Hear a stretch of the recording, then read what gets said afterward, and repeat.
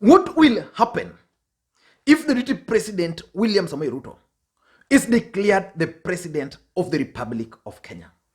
And how will his allies manage power? That's the question which most Kenyans are currently asking.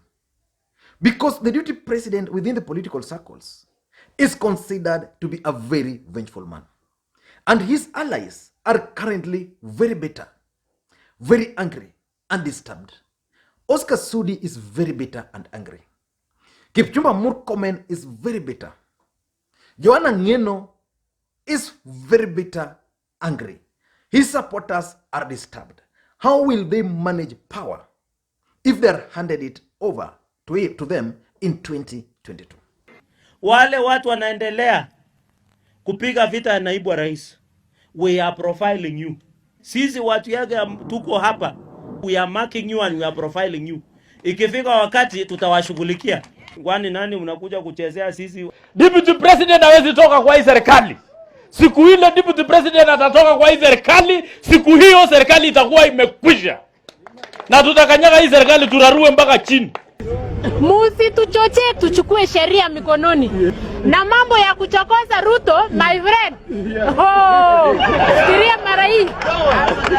Kama ni mwisi ni ya mtu. Kama ni mwisi sisi hata ni wezi. And I want to dare you, Uhuru Kenyatta. Wewe wachana na William Ruto. Wachana na William Ruto, wachana na Ngeno, wachana na watu wa William Ruto. Unless kama unataka William Ruto na sisi, lakini uwezi ukatushutumu, uwezi ukatutisha. Na nataka nikueleze, huyo Ngeno mnashika, ile matatizo mnatafuta, mtaipata. Ujinga hatutaki. My friend, sisi hapana, sisi usifikiri sisi ni wajinga. Sawa sawa. Lakini ikifika mahali unatofautisha maneno, unaweka maneno ya tofauti za kijamii kando, unatafuta serikali kwanza, kwa sababu ile serikali itakusaidia kutatua matatizo ulio nayo. And why are they angry and bitter? 3 reasons. Number 1, these guys believe that the deputy president delivered for Jubilee government to form the government. And on that, I agree with them. The deputy president delivered. Number 2, they also believe that President Uhuru Kenyatta is not committing to support his deputy in 2022. On this, I disagree with them. There's nothing like debts in politics. There's nothing like promise in politics. So they must get used to it. And number 3, they also believe that the deputy president must become the next president of the Republic of Kenya.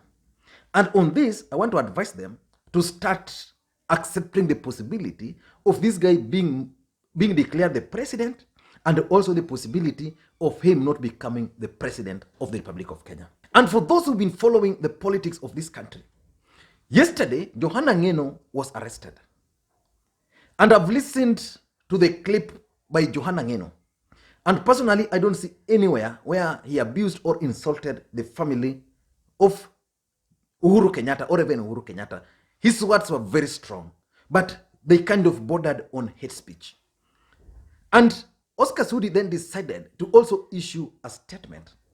And Oscar Sudi, in my view, was wrong in so many extent. I don't want to go into the statements by Oscar Sudi. I want to focus on the message which these guys were sending. Because in politics, I've always maintained on this platform, nothing happens out of mere coincidence. There is no way Kipchumba Murkomen can go to Jeff Koinange and talk the way he did without the expressed instructions from his boss.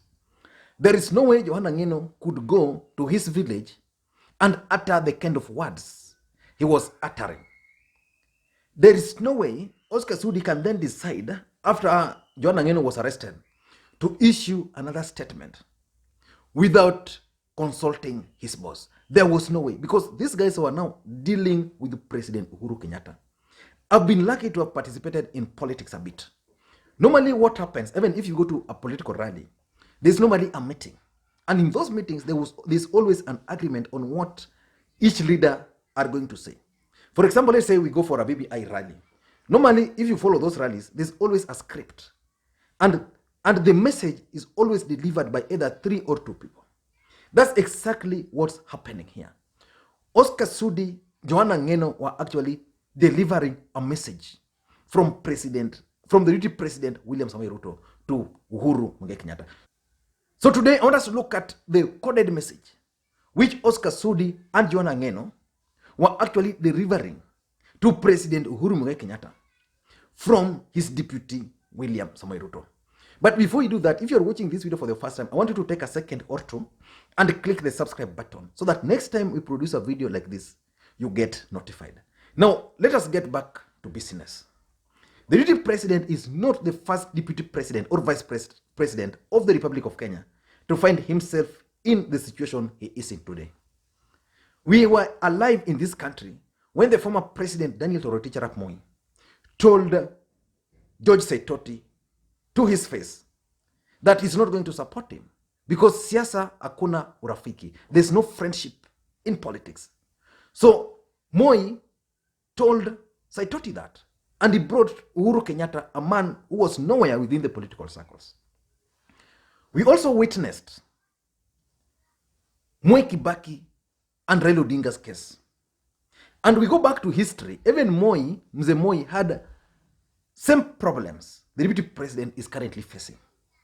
In 1966, Jaramogi Oginga Odinga penned this letter.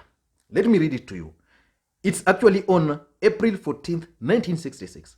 Jaramogi penned this letter to President. So he's saying, "Dear Mr. President, you have not given any consideration to me as your number 2 in state matters. I have concerns, and this, in fact, does prick me when I earn public money, but with no job to do. I consider this a waste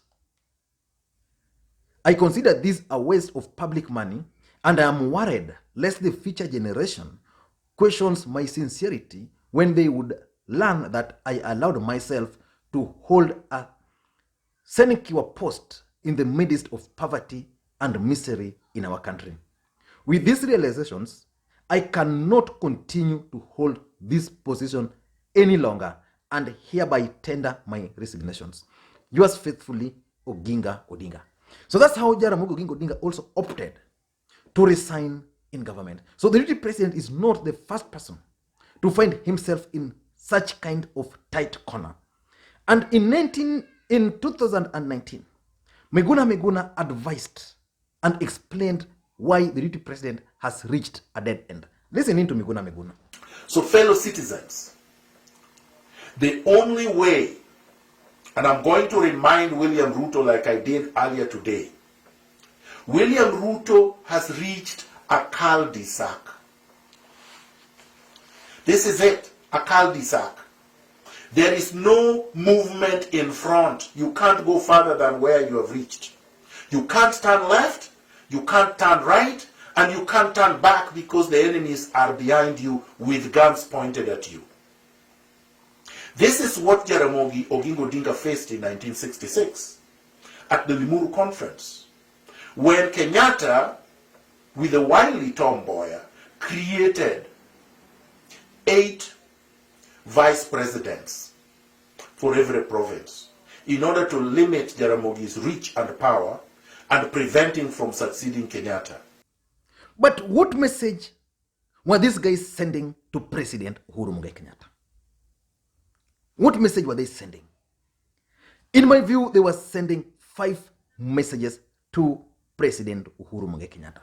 The first message they are sending is that they are now ready to take the war to the doorsteps of President Uhuru Kenyatta. For a very long time, even today, if these guys had not made this decision, they would still be blaming Raila Amolo Odinga. They would be accusing Raila Amolo Odinga of frustrating them, of trying to do what? So today, Oscar Sudi's press conference would have been on Raila Amolo Odinga. If not on Raila Odinga, it would have been on the system, either Karanja Kibichu or Fred Okengo Matiang'i. But for the first time, we are now witnessing, because remember, Kipchumba Murkomen was the first one to face the president during that interview with Jeff Koinange, and told Kenyans that these problems, Raila Odinga is nowhere. It's actually the president. So these guys have now decided to take the war to the doorstep of President Uhuru Kenyatta. And not just taking it that way. The person who is very influential around President Uhuru Kenyatta is actually the mother. If the mother was not that powerful, being a mother, Uhuru Kenyatta would do every other thing to stop anybody from insulting the mother. During the peak of the last general election, after the Raila Odinga's victory had been stolen, according to ODM supporters, Babu Owino addressed a gathering, and he went further and involved the name of Uhuru Kenyatta's mother. Babu Owino was arrested, and it gave Babu Owino a lot of problems. In fact, were it not for the handshake, I strongly believe Babu Owino would have lost his seat. So the handshake, to some extent, saved Babu Owino. And of course, Babu Owino went ahead and apologized to President Uhuru Kenyatta, and they made it up.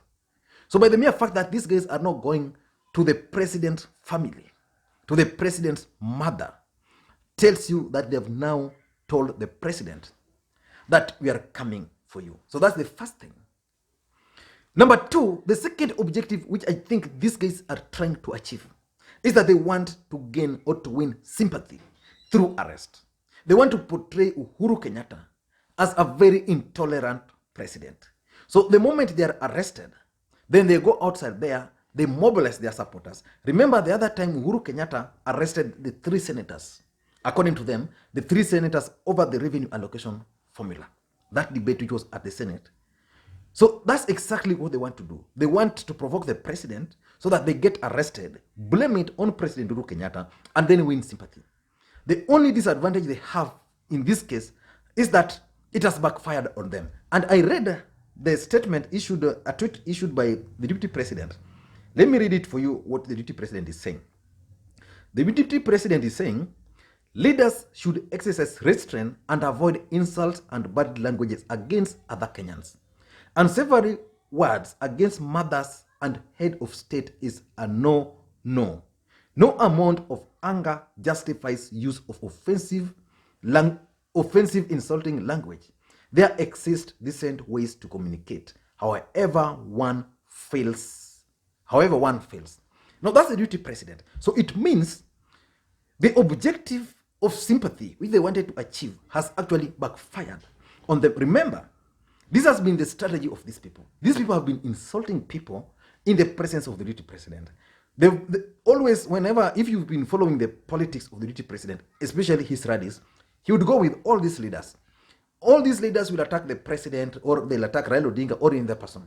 When the deputy president time to address the gathering, he would always rise up and just say, talk on his issues without mentioning those issues. So at one point, I think he was asked why he's always allowing these guys to insult other leaders in his presence. The deputy president responded that those guys are adult. So I don't understand why this time round he's kind of issuing a tweet to castigate Oscar Sudi. So basically what has happened is that in this case, it has backfired on them. But they wanted to achieve sympathy because they want to portray the president as a very intolerant guy. So assuming Oscar Sudi was arrested, without those many words, he was arrested, Johanna Ngeno was arrested. So these guys were taken to court today. So these guys would mobilize their people. The media today would be talking of how Uhuru Kenyatta is returning Kenya back to the dark days. So the president has not spoken. And Oscar Sudi, I'm yet to learn whether he's been arrested, but I know probably there was stories that yesterday the GSU were in his compound, which I don't think. And I've also seen Oscar Sudi also issuing another statement, making certain clarifications that he didn't actually insult Uhuru Kenyatta's mother. But that sympathy has failed.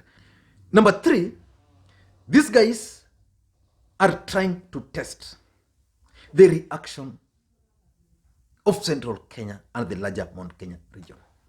How is Central Kenya going to respond should they start attacking President Uhuru Kenyatta? Already they've known how the Central Kenya is going to react. And probably that explains why the deputy president issued that statement. It also could explain why Oscar Sudi has actually retracted his earlier statement and made a clarification. So they wanted to test how Central Kenya was going to react. When Kipchumba Murkomen first claimed that Uhuru Kenyatta would have been nothing without the support of William Ruto, I'm yet to see any leader from Central Kenya who supported that sentiment, especially those who are allied to Tanga. None of them. All of them remained mute.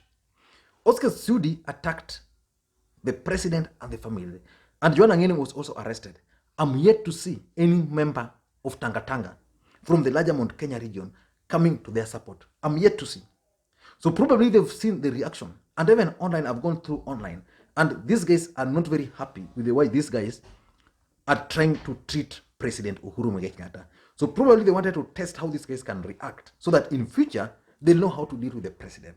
Of course, in politics, you just test. Then you can now move. So already they've tested, they've understood how the people in Central Kenya region and the larger Mount Kenya region are treating President Uhuru Kenyatta. Probably they'll not attempt to insult President Uhuru Kenyatta, even if this fallout is going to be very bitter. And lastly, probably these guys are trying to blackmail Central Kenya to support Uhuru Kenyatta.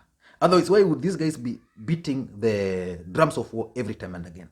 Remember, there's Kikuyus in Rift Valley, and they have always been used as a case study. They're always telling them that if you don't vote, then mutakiona. And this has instilled fear in the Kikuyus in diaspora, and they now feel that they should actually vote for William Ruto so that they remain in peace. So probably that's what these guys are trying to do. They want to blackmail the people of Central Kenya, especially those in Rift Valley, to support the deputy president. Otherwise, why would they attack Uhuru Kenyatta? These guys supported Uhuru Kenyatta to the last man. Uhuru Kenyatta was taken to The Hague for standing with the people of Central Kenya in Rift Valley. So basically, they want to try and blackmail these people to support the president. I mean, to support the deputy president, who is a serious contender for the presidency. But the question I'm asking myself is, why would the deputy president, a man who has worked so hard to reach where he has reached, this guy is one of the top presidential contenders in this country, why must he allow his allies to continue talking like this? I know even ODM side people talk trash, because in politics, trash actually sells. But once you become a top presidential contender, there's a way you deal with certain issues. I'm sure from the last election up to now, you've never seen ODM supporter, member of parliament, attacking personally, Uhuru Kenyatta or even the deputy president. Even Raila Odinga has disagreed with the president in so many ways, so many times. You will never hear them. I've seen the allies of William Ruto justifying that Babu Wina alisema sijui Millie Mabona. Do you know what happened to Millie Mabona in parliament? Tusingili hapo. Thank you guys, but I think the message has been delivered. But let's wait. I'm keenly waiting to see the reaction from Central Kenya. How are they going to react? Because I'm sure in the next 1 or 2 days, they must issue a statement. Let us wait and see. Thank you guys. And if you're watching this video for the first time, please take a minute, and click subscribe button so that next time we produce a video like this, YouTube will automatically notify you. Thank you guys, and please may you have a good day.